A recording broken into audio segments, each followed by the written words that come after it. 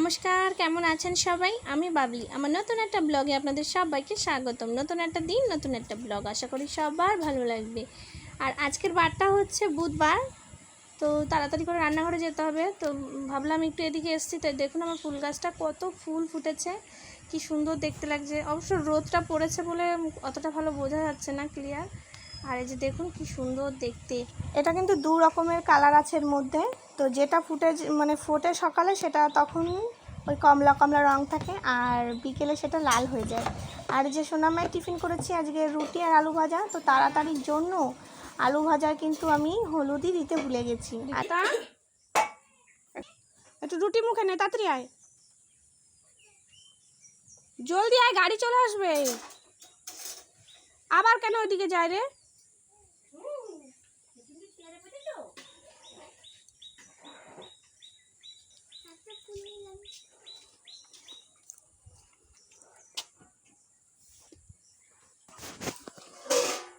নবে না, তাতে না আমার আঙুলটা পুড়ে গেল। যে এই যে এখানে ওই যে কড়াইটা নামাতে গেলাম তখন নিতে হবে না, আর একবার নিয়ে জল খাও। খালি পেটে স্কুলে গেলে মাথা ঘুরবে। এর আগের দিন যে কি মাথা ঘুরে পড়ে গেছিল না?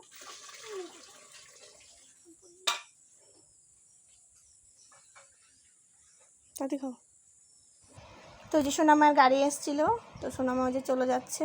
এই যে পাশে দুটো কদম গাছ আছে, পাতা পড়ে কি অবস্থা হয়েছে দেখুন। চলুন স্নান টান করে কিন্তু চলে এসেছি ঠাকুরের কাছে। তো আমি এখন একটু ঠাকুরকে পুজো দিয়ে নেব। তো চলুন ঠাকুরকে পুজো দিয়ে আপনারা আমার ভিডিওর সাথে থাকুন। আর যদি আজকের ভিডিওটি ভালো লেগে থাকে প্লিজ একটা লাইক করবেন, কমেন্ট করবেন আর শেয়ার করবেন। আর আমার চ্যানেলটিকে একটু সাবস্ক্রাইব করে আমার পাশে থাকবেন। তো এই যে আমার গোপাল সোনা স্নান করছে। গপুকে যে স্নান করিয়ে কিন্তু সিঙ্গার পরিয়ে আমি আসনে বসিয়ে দিয়েছি। আর যে গপুকে কিন্তু প্রসাদ দিয়ে দিয়েছি। তো আজকে গপুকে কিন্তু একটা নকুলদানা, মানে দুটো করে নকুলদানা দিয়েছি সবাইকে। তো যে আমি দোকানে যাওয়ার জন্য রেডি হয়ে গেছি। দেখুন প্রচণ্ড রোদ বাইরে। তো বন্ধুরা দোকান থেকে আসি, তো তারপরে কথা হবে। চলুন। আজকে খুব রোদ উঠেছে, খুব। এই যে ছাতা নিয়েছি, আজকে অনেক রোদ উঠেছে, আর মেঘও করেছে আবার রোদ উঠছে। তো চলুন দোকান থেকে ফিরে আসি। তো এখন বাজছে 12টা, আর ওদিকে তো স্কুলের ঘন্টা পড়ে গেছে 11টার সময়তেই। তো তারপরে স্কুলের ঘন্টা পড়েছিল পরে, তো সোনার বাবা বাড়ি গিয়েছিল। তো এইমাত্র ওই যে দোকানে এলো, তো এসে বসেছে। তো আমি ওই একটু খদ্দের এসছে, তো ওনাকে জিনিস দেওয়া নেওয়া করছিলাম। আর সোনার বাবা বাড়ি গিয়েছিল কেন আমি ঠিক জানি না, তো গেছে পরে, অনেকক্ষণ পরেই এসছে। তো গেছে পরে আমার দেওর এসছে দোকানে। তো আমি ভাবলাম উনি হয়তো বাড়ি গেছেন, আমার দেওরকে পাঠিয়েছে, হয়তো দুজনাকে থাকতে বলেছে দোকানে। ও বাবা, দেখি সে চালের বস্তা নিয়ে বাড়ি চলে গেল। তো তারপরে আমি একা ছিলাম, তো অনেকেই এসেছিলো, তো দোকানের মাল দিলাম তাদেরকে। তো এখন এই যে সোনার বাবা চলে এসছে। তো আমাকে বাড়িতে যাওয়ার আগে কিন্তু বলেছিল ওই টাকাগুলো গোছ করতে। তো আমি তো সেই টাকাগুলো গোছ করতে পারিনি। তো এ আসছে, ও আসছে জিনিস নিতে। আজকে আবার হাটবার, বুধবার, তো ওই কারণে আরও একটু দেরি হয়ে যাচ্ছে। টাকাগুলো গোছ করতে পারিনি। এই যে অর্ধেক গোছ করেছি, আর অর্ধেক আবার কেউ আসছে জিনিস দিচ্ছি, আবার রেখে দিচ্ছি। তো আমাকে বলছিল যে সেই যে তখন বলে গেছি টাকা গোছ করতে, এখনও গোছ করতে পারোনি। তো সেটা আমাকে বলছিল।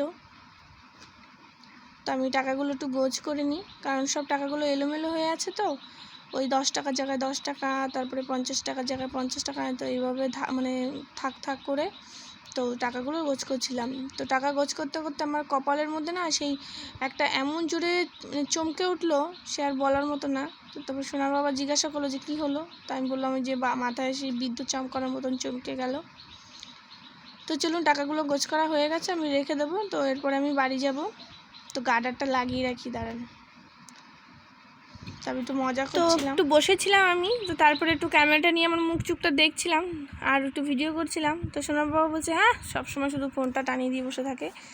আর এখানে বাড়ি এসে কিন্তু স্নান করে তো দুপুরের খাবার দিচ্ছে যে গোপসোনাকে চিড়ে নকুলদানা আর ছিল একটা বেদানা, তো সেটা দিয়েছি। তো এই যে ভগবান বসে আছেন। তো ওদিকে সোনামা অনেক কান্নাকাটি করছে। তো এই যে দেখুন ওদেরকে কিন্তু আমি সেই অর্ধেক যে বেদানাটা ছিল সেই বেদানাটা এখানে দিয়েছি, ছাড়িয়ে দিয়েছি। তো তারপরে একটু লাভ শেপে একটু এখানে নিয়ে একটু ভিডিও করছিলাম। তো কেমন লাগছে বলুন তো বন্ধুরা। তো সেটা ছাড়িয়ে ওদেরকে বললাম ওটা পাশে রাখ। তো তারপরে যে খাবার ঘরে নিয়ে এসেছি মেয়েদেরকে। তো আজকে আমাদের দুপুরে রান্না হয়েছে এই কাঁচকলা আলু দিয়ে মাছ দিয়ে তরকারি হয়েছে। তো চলুন খাওয়া দাওয়া আমরা খেয়ে নিই। আর এদিকে সোনামারা খেতে বসে পড়েছে, এই যে বড় সোনামা, আর যে ওদিকে ছোট্ট সোনামাকে আবার মাছ বেছে দিয়েছি। তো ওর বায়না চেয়ারেও খাবে আবার নিজে হাত দিয়ে খাবে। তাহলে নিজে হাত দিয়ে খেলে বলুন তো কী করে খাওয়া যায়? থালায় ধরবে না চেয়ারে বসবে না টেবিলে বসবে, মানে কোনো তাল নেই। তো ওই কারণে ওকে আজকে আমি বাটিতেই খেতে দিয়েছি। এই যে দেখুন বসে বসে মাছের কাঁটা বাছছে, আদৌ কিন্তু মাছের মধ্যে কাঁটা নেই, আমি বেছেই দিয়েছি।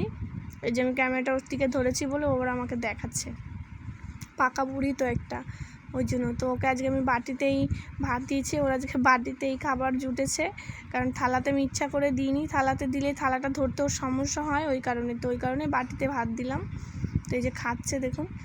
তো খাওয়া দাওয়ার পরে একটু শুয়েছিলাম। তো আমি ভাত খেতে খেতে, মানে আমি যখন খাচ্ছিলাম খেতে খেতে ভীষণ বৃষ্টি এসেছিলো। তো তারপরে ওই বৃষ্টিটা কমার পরে ওই ঘর থেকে এলাম, এসে না একটু শুয়েছিলাম, একদম শরীরটা ভালো লাগছিল না।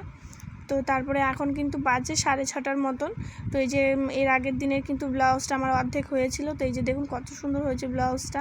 তো এই ব্লাউজটাকে এখন কমপ্লিট করবো, এই হাতা লাগাবো। তো চলুন আমি এটা লাগিয়ে তারপরে আপনাদেরকে দেখাচ্ছি কেমন হয়েছে। আর এই যে দেখুন আমার কিন্তু ব্লাউজটা কমপ্লিট হয়ে গেছে। এই যে দেখুন কেমন হয়েছে, কালারটা এত সুন্দর লাগছে না, লাইটে চকচক করে, মানে লাইটিং ভাব। তো ভীষণ সুন্দর হয়েছে ব্লাউজটা, সত্যি কথা। আমি আমার নিজের কাজকে আমি নিজেই মানে সুন্দর বলছি। তো আমি তো হেম করে নিয়েছি। তো এবার হুকটা লাগাবো। তো হুকের ওখানে কাঁচা সেলাই দেওয়া আছে, তো ওটা ছাড়িয়ে দিলেই তারপরে আমি ওখানে হুক লাগিয়ে নিতে পারবো। আর এখানে কিন্তু লটকনটা যে এরকম রেখেছি। তো ভীষণ সুন্দর হয়েছে ব্লাউজটা। এরপরে কাস্টমারকে পরিয়ে দেখার পালা কেমন হয়েছে। অনেকটা সময় পার করে চলে এসেছি, এখন বাজে 11:30 মতন। আর রাতে আমাদের খিচুড়ি। তো আজকে খিচুড়িটা রান্না করতে অনেক দেরি হয়েছিল, কারণ গ্যাসটা শেষ হয়ে গেছিলো, তো উনুনে রান্না করতে হয়েছে। তো চলুন আজকে রাতের খাওয়া দাওয়াটা করে নিই। আর আজকের ভিডিওটি আজকে এই পর্যন্ত, দেখা হচ্ছে নেক্সট ব্লগে। ততক্ষণ সবাই ভালো থাকবেন, সবাইকে শুভরাত্রি।